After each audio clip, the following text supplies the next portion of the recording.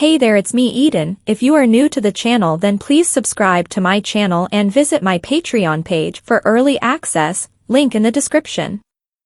With the weekend almost upon us, I expected another bout of drinking from George, and I was not to be proved wrong.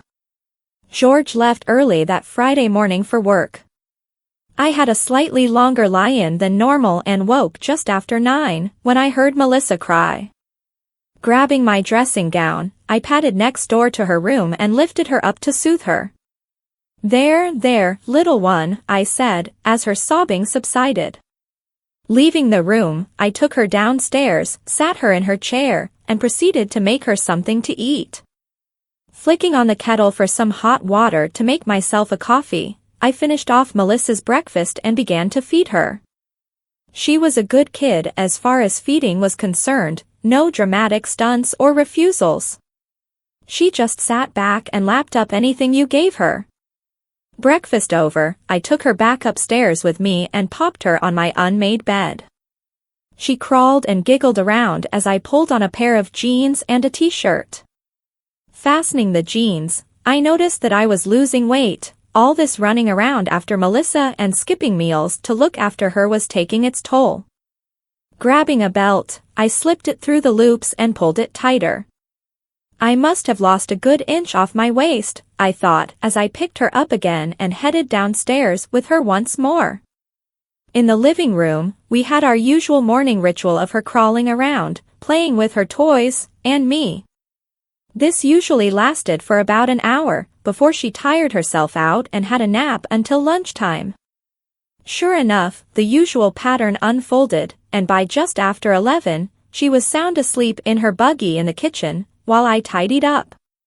After lunch and a walk down the farm tracks to watch the cows in the field, we headed back to start preparations for dinner. I fixed us some food and kept back a portion for George, hoping that he would come home to eat, but half expecting that his first port of call would be the pub, and not here. My fears turned to truth. By mid-evening, he still hadn't returned. As I put Melissa to sleep for the night, there was still no sign of him. I flicked through TV channels until I found something to watch and settled in for the late evening movie. Shortly before 11, I could hear the sound of a vehicle approaching. Walking to the porch, I saw 2 people in the Land Rover as it approached the house and parked. Pete stepped out of the driver's side and nodded to me. "He's had a bit of a skinful," he said, moving around the car to open the passenger door. I thought I'd better drive him home. He was in no fit state to do it himself. "Thanks a lot," I said as I helped him get George out of the car and into the house. Inside, we dropped him onto the couch. "I'd better get home," Pete said. "Okay, you live far away?" I asked. "Couple miles, just the other side of the village." "Well, look, take the Land Rover and drive yourself home." "He's not going to need it tonight," I said, nodding toward George. "You sure?" he asked. "Yeah, it's okay," I said. "Well, I suppose, because we're working in the morning again, I could bring it back then," he replied. "Well, that's settled, then."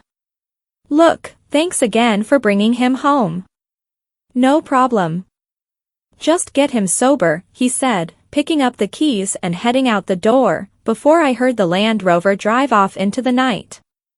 George grunted, and I went over to put the kettle on.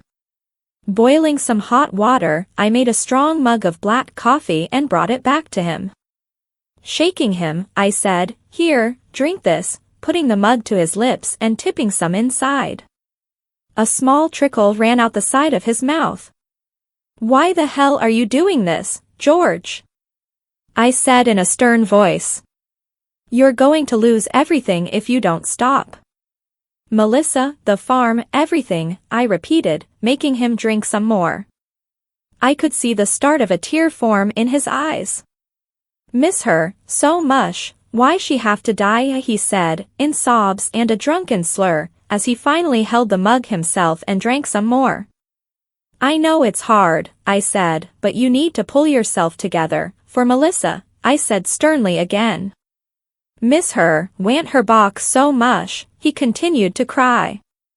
Look, let's get you to bed, I said, taking the coffee mug from him and putting it on the table. I gripped his arm and helped him to his feet, staggering slightly until he got some sense of balance. We walked slowly up the stairs, me gripping one side of the banister rail, while he gripped the other. We reached his room, and I edged open the door with my foot as I helped him inside. Easing him down onto the bed, I took off his jacket and loosened the front of his shirt, while he struggled with his belt buckle. Shirt off, he leaned on my shoulders while he kicked his trousers down his legs with his feet until he stepped out of them. Right, sleep, I said, as he slumped back in the bed.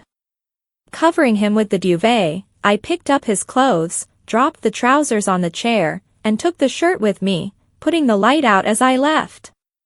Downstairs, I dropped the shirt in the laundry basket and ensured that the outside doors were locked, before putting the kitchen light out and climbing back upstairs to bed, deep in thought as I went. George was already up and gone by the time I rose the next morning. As I tended to Melissa, I made breakfast and then took her for a walk in her pushchair.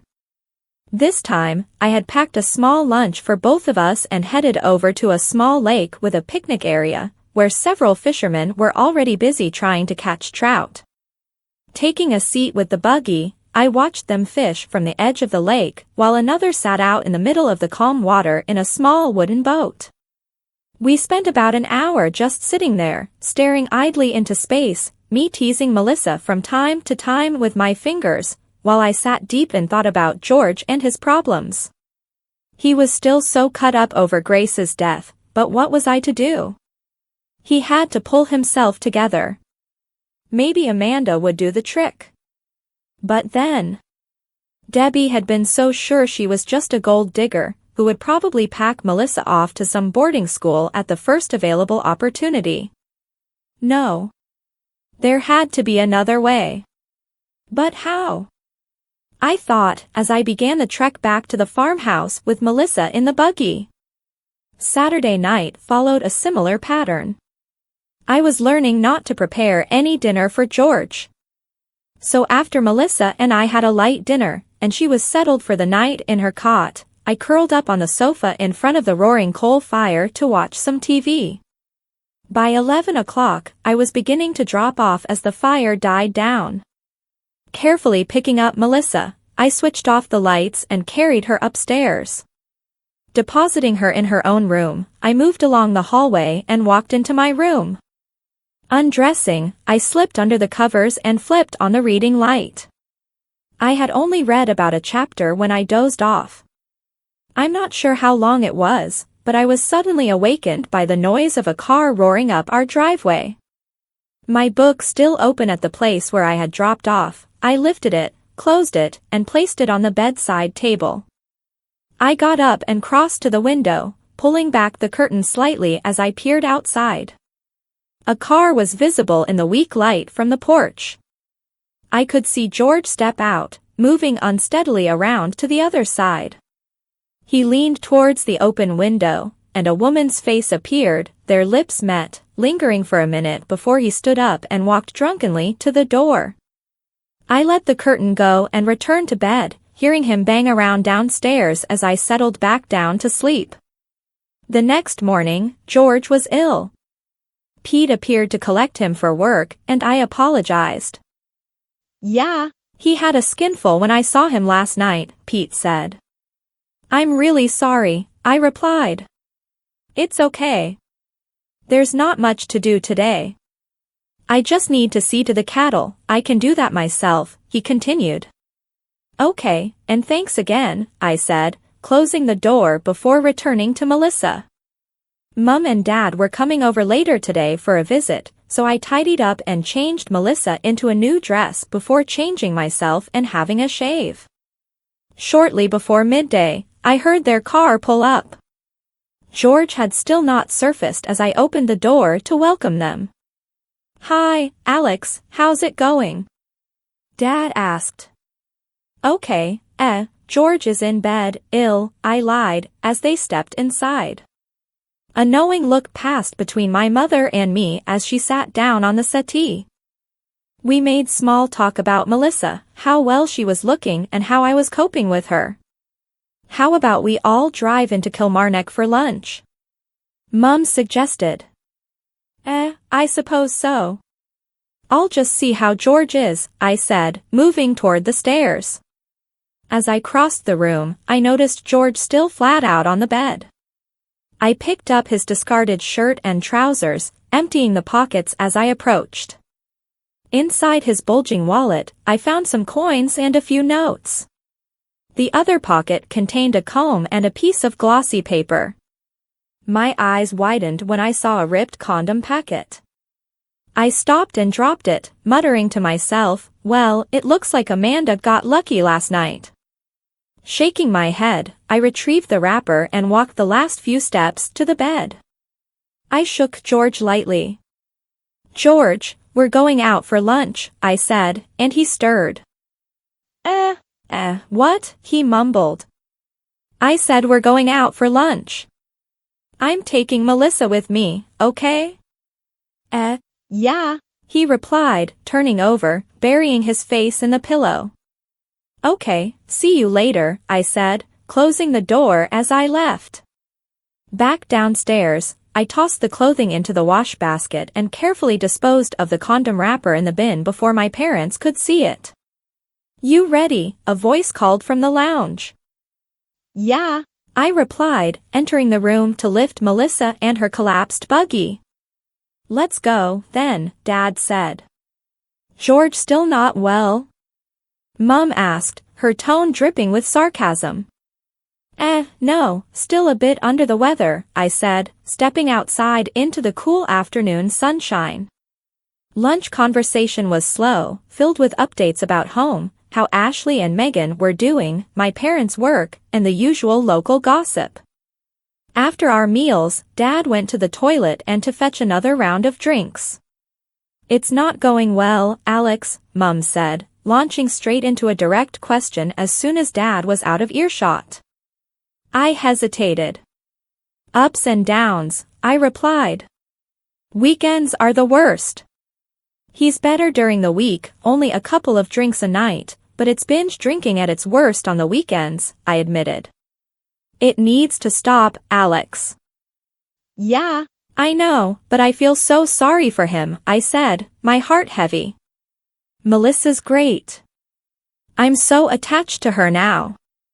But you're not her parent, Alex. George needs to take responsibility for her, she said, her tone sharp. Yeah, I know, but I don't know what else I can do. He misses Grace so much, I stammered. Well, you need to think of some way to help him overcome his problems, she said, just as Dad returned with our drinks. I'll try, I said, feeling the weight of her concern. I know you will, dear, she replied, giving me an encouraging smile. For the rest of lunch, I felt distracted. How was I going to heal George? I wasn't sure why I chose the path I did that morning. Perhaps it was born from frustration with my circumstances or a deep desire to keep our family together.